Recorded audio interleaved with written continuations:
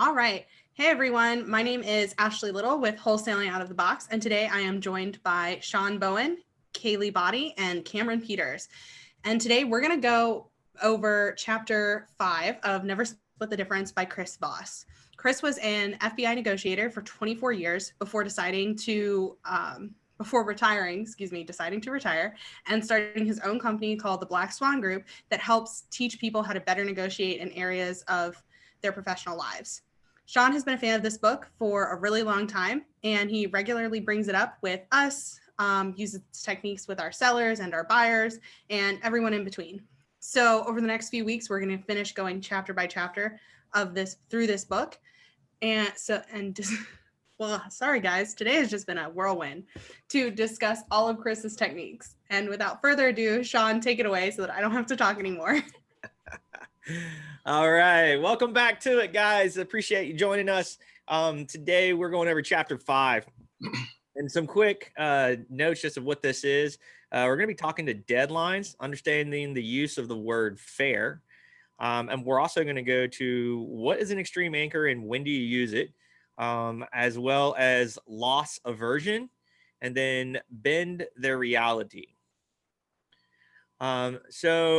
And actually, that would be on the next chapter.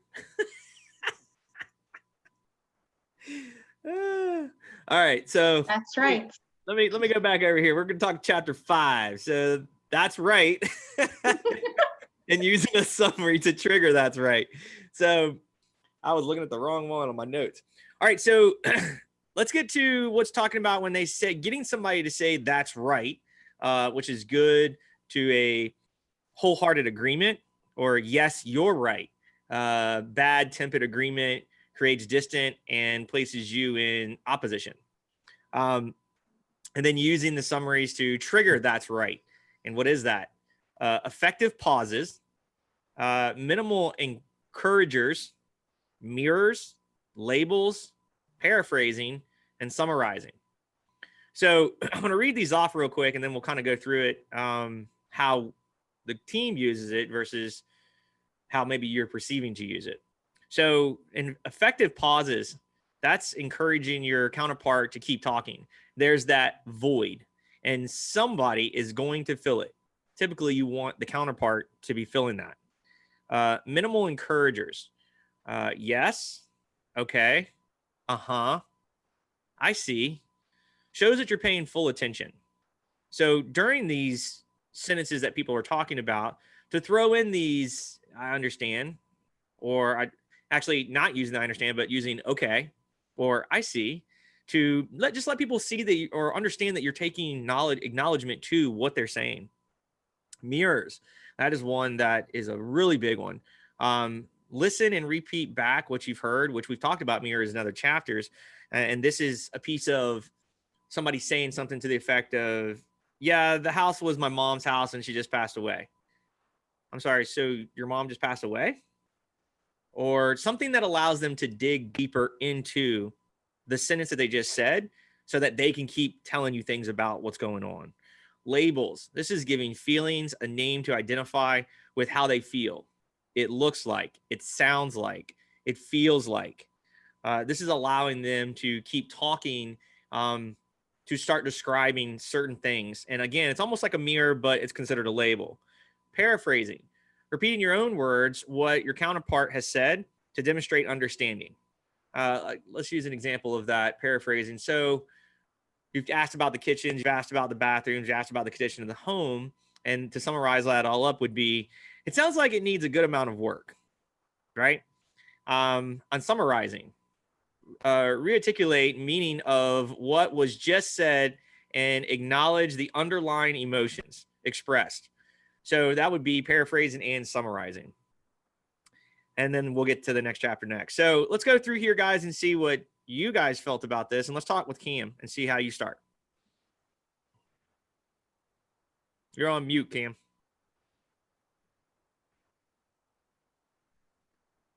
Sorry about that. So the major things I use here, effective pauses. I regularly test pauses when somebody's finished speaking, and I just let it sit there for silence for a minute to make sure they're done talking. and sometimes that encourages more talk. I always use okay. I usually use yep, yep. That's my or whatever. Yep, yep, yep. Gotcha. Yep, yep. That's just the one that comes right out naturally. Of course, mirrors and always paraphrasing. I would say, honestly, one of the best people in this group about paraphrasing, too bad he's not here, is Jacob, because Jacob paraphrased the hell out of something. And I've listened actually to him doing that, and I've learned a lot from that.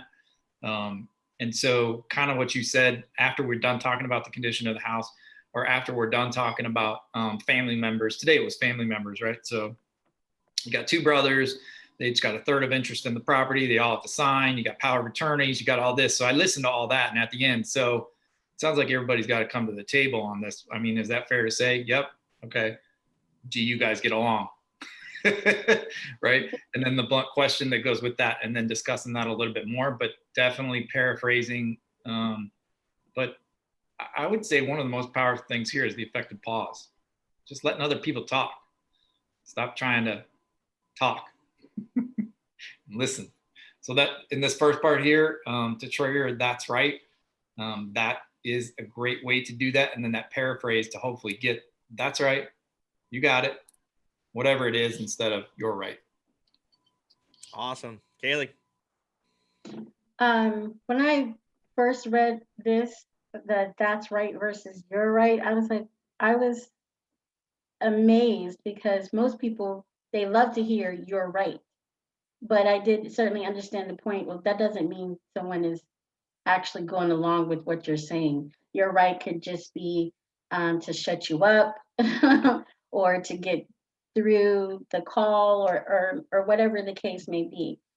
That's right. It's that they are actually agreeing with you, and you can move forward with something on that. So I really like that part. And getting to that's right. My problem, because I'm an interrupter and I love to talk. So that effective pause, that's going through the training, that's really helping me. I have to learn to shut up and wait.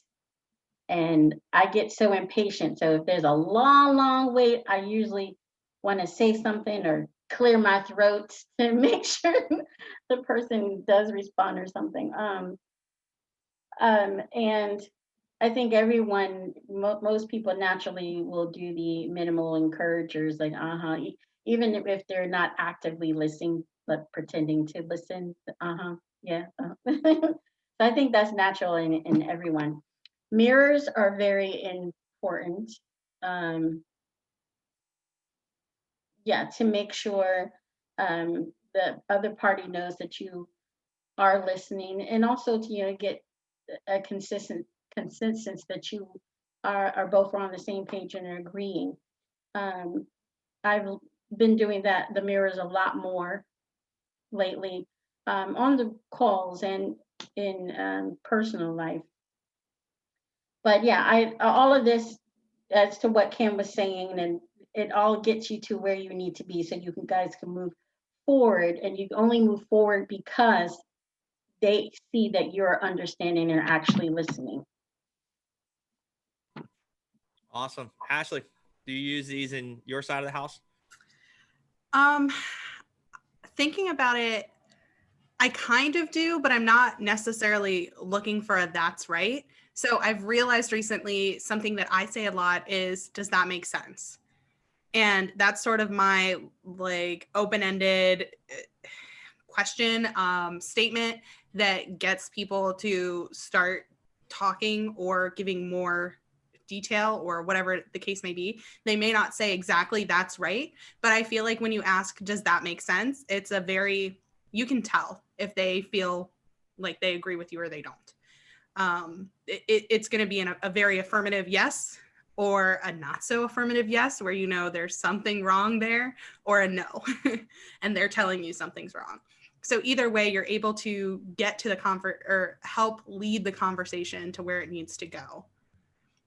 I also think that I'm with Kaylee. I have a bad time with the effective pauses, because I'd rather fill the space and I need to get better about that. I know that when we're on our calls, for example, I'll say, does that make sense? And then pause, and I'll try to do the effective pause, but it might not work. Or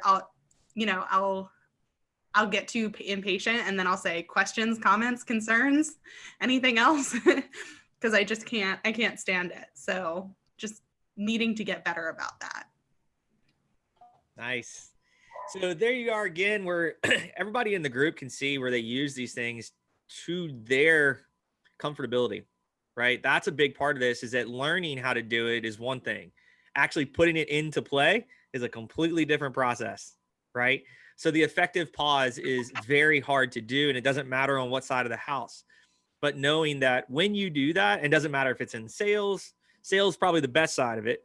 But when you're on the other side of the house, we're talking about Ashley's side, where accounting or dealing with closings or stuff like that, it can help as well.